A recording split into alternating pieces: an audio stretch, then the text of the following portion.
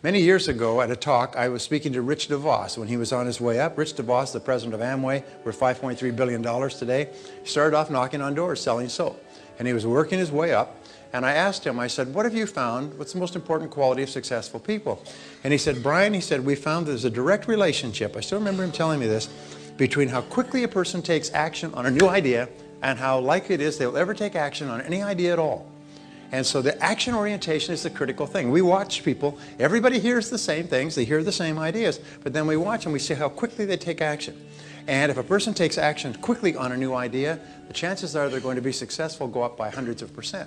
Now what most people do is they say, that's a great idea, it's a wonderful idea, I'm going to do that, ooh, I'm so excited. But before I apply it, I need to take a vacation to a wonderful place called Someday Isle. And so they go to Someday Isle, and they live on Someday Isle. And who are they surrounded with on Someday Isle?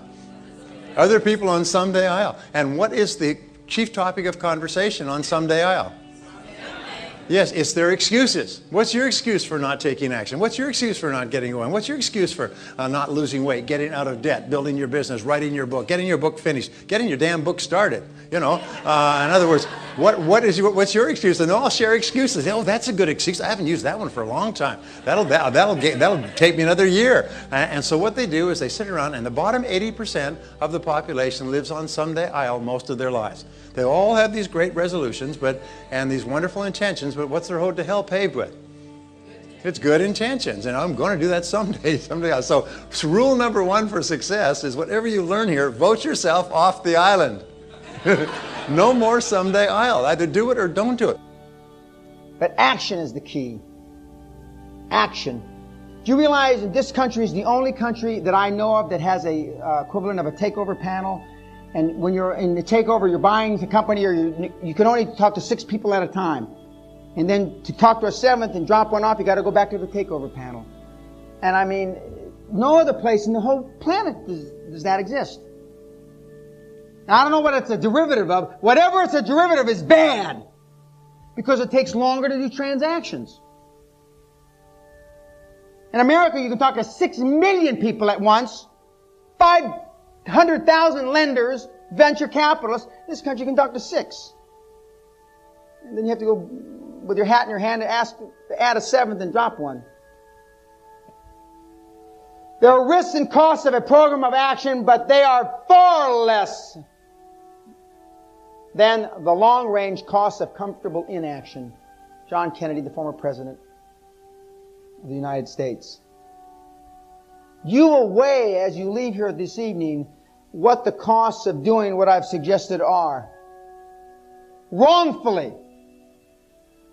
What you should weigh, ladies and gentlemen, is the costs, what are the costs of not doing what I suggest.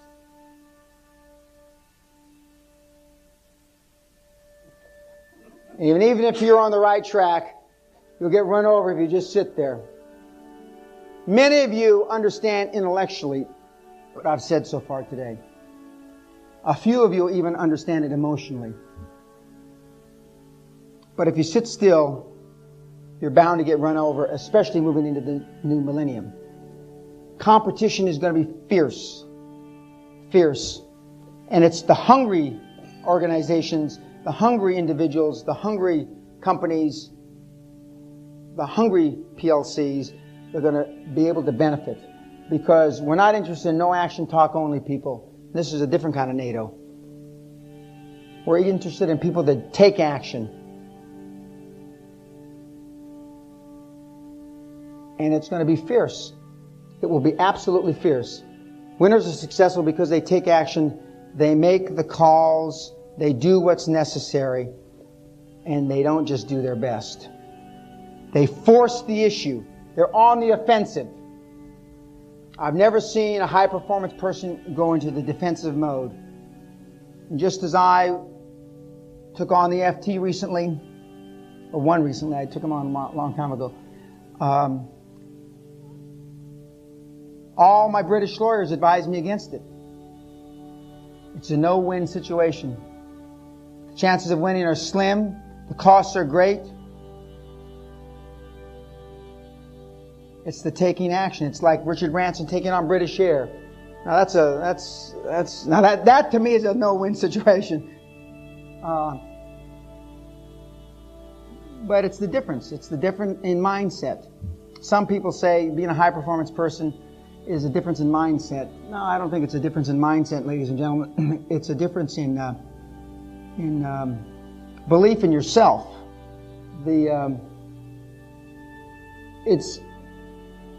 I know that being a high-performance person, I'm a better business partner, as is Mr. Spielberg, who I've never been in business with, but this is the epitome of taking action. He says he makes 6 decisions every 10 seconds and never looks back. He acts with utter confidence. This is Matt Damon about Mr. Spielberg when they were filming Saving Private Ryan.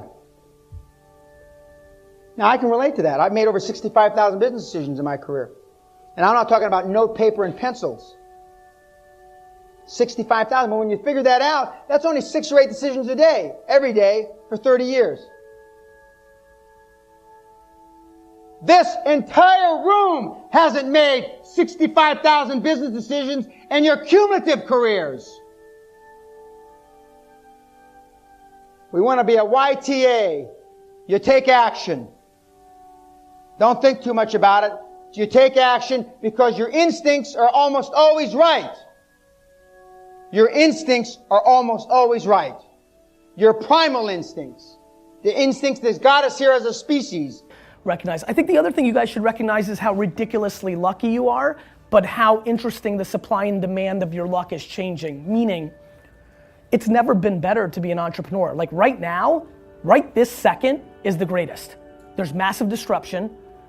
I promise you, because I spend a fuckload of time with everybody in corporate America, the big companies are so fucking slow and stupid, it's almost unbearable, right? So that's great for us if we don't have money and we've got time, right? And so that's great. And the cost of entry is easy. There's so many people that are envious of the lucky things that happened to me investing in like Uber and Birchbox and Twitter and all those things, that now everybody in their 30s to 60s that has any level of money is chasing any kid in a hoodie with an idea and giving them money to invest in their startup because everybody's looking for their exit, right? So on top of the fact that the internet is hitting maturity and every user's on a smartphone and blah, blah, blah, and we're at scale, on top of that, in parallel, there's a fuckload of dumb money chasing it and looking to give it to anybody they can, which is your opportunity. So we need to take advantage of that horse shit. And actually, if you think you're ready, you should literally start your company right now, because I'm sure it's important to finish this class and whatever, but tomorrow the market can collapse and you'll miss this opportunity. Literally right now, on a fucking half-ass idea, right? With like 2 or 3 connections from like your parents or professors or emailing me and I introduce you to somebody, you can literally raise $1 million on your horseshit idea. But we need to I want everybody to understand that. All it takes is something crazy, like a terrorist attack or some fucking bank full of shit breaking or tomorrow, that can go away. And so like I think it's super important for everybody to understand that if you're itching, I think you should start tomorrow. Because the money's there and you're gonna need the money. Because this happens all the time.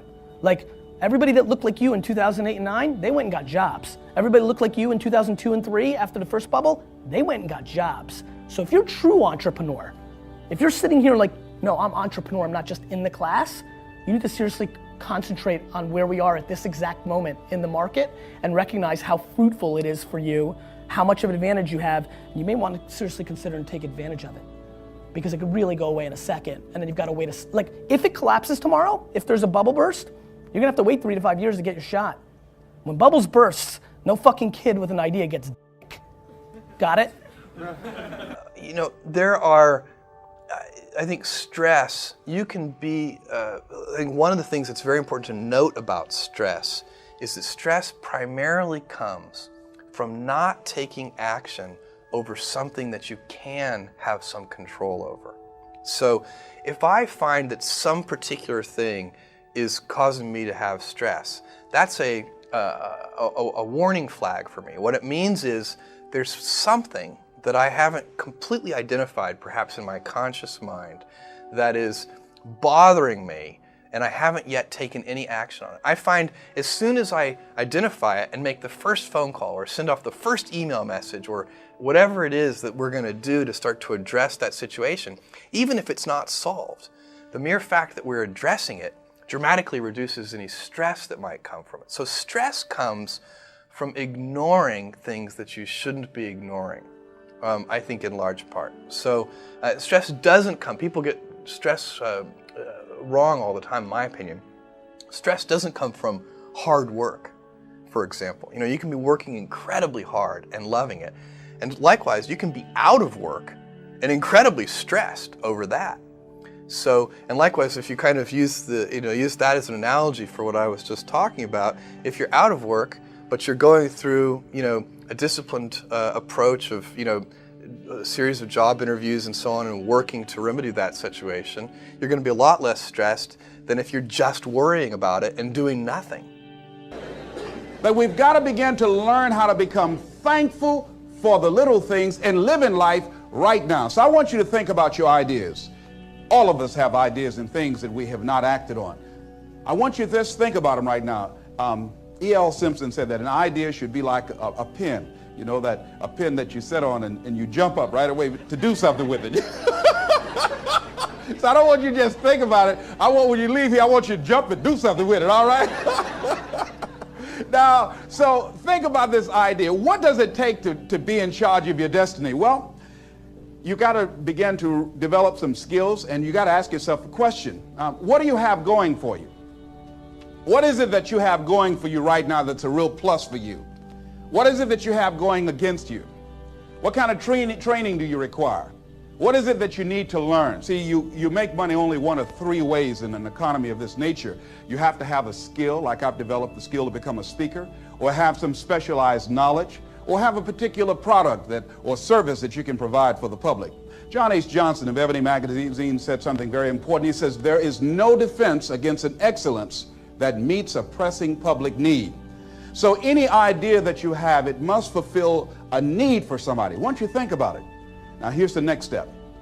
Don't worry about the fact that you don't have all the things you need in order to make it happen. Decide that you're going to do something about it. Become an active force in your life. See, you've got some talents and abilities right now you have that if you don't challenge yourself to use those talents and abilities, you'll never ever discover the full effect that they can have on achieving all the things that you want to achieve. Most people go through life never using the power they have. You have enormous power to begin to create all the things that you want in your life experience that most people go through life never using.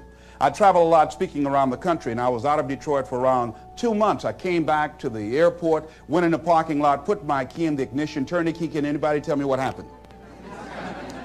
Can you tell me why the car did not get started? The battery was dead. Why was it dead? I had not been using it. Repeat after me, please. If you don't use it, you lose it. See, ladies and gentlemen, if you don't use your talents, if you don't use this power, this force that you have within you, you're going to lose it. If you have the ability to write, and if you don't write, you're going to lose the ability to write as well as you do right now. If you have the ability to play an instrument, the world's greatest said that if I miss a week of practice, I know it. And if I miss 2 weeks, the critics know it. And if I miss 3 weeks, my audience knows it. If you have the ability to draw well, and if you don't use that talent eventually, you're going to lose it. If I don't speak often, and at one point in my life, I missed speaking for around 6 months. And when I came up before an audience, I was rusty. I could not get my thoughts together. I could not have the power, the kind of confidence that I needed in order to make it happen. So whatever you want to do, whatever idea that you have, the longer that you're sitting on that idea, you are either creating or you are disintegrating. If you're not using it, your skills are diminishing every day. And there goes a second. There goes another second. And life is happening right now. But Les, what do you mean? Get your butt out of the way. So many people have gone to their graves, never discovered their true potentials because they allowed their butts to stop them. But I don't know what to do. No, that's not really true. I was on a television program the other day. A lady called in and she said, There's something I'd like to ask you. And I said, what is it? She said, well, I have this thing I want to do, but I've been unemployed. I lost my job for 2 years. I haven't been able to find a job. I don't have the money, and I don't have the contacts, and I really don't know what to do. I said, excuse me. I said, the fact that you don't have the money or the contacts really is not the issue. I said, what's the real issue? She said, what do you mean? I said, what's stopping you from doing what you want to do?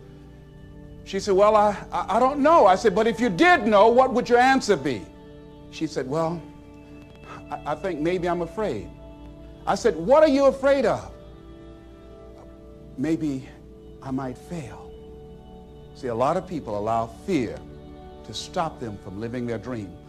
Answer your calling. Whatever you're called to do, don't count yourself out. Don't say, I can't do that. Many of us go through life saying no, and you don't even know what you're saying no to. You don't know what you cannot do if you're not willing to challenge yourself. Whatever it is that you don't know how to do right now, you can learn. I did not know how to speak for major corporations. I didn't know how to do that. But I decided to become a student. If you do your research, if you do your homework, if you make the commitment that I'm going to learn, when you look at what do I have going for me and drop your buckets where you are, decide I'm going to work and get myself together. A guy named Jim Rohn said, if you develop your gifts will take you places that you'll never begin to imagine. So, think about what's the holy grail between somebody taking action or not. It's one word, certainty. When somebody is absolutely certain, the common word is believe, right? But, you can believe at a general level or you can believe with certain. When you're absolutely certain that if I do this, it's going to get that result and that result's going to change my life, you'll do it.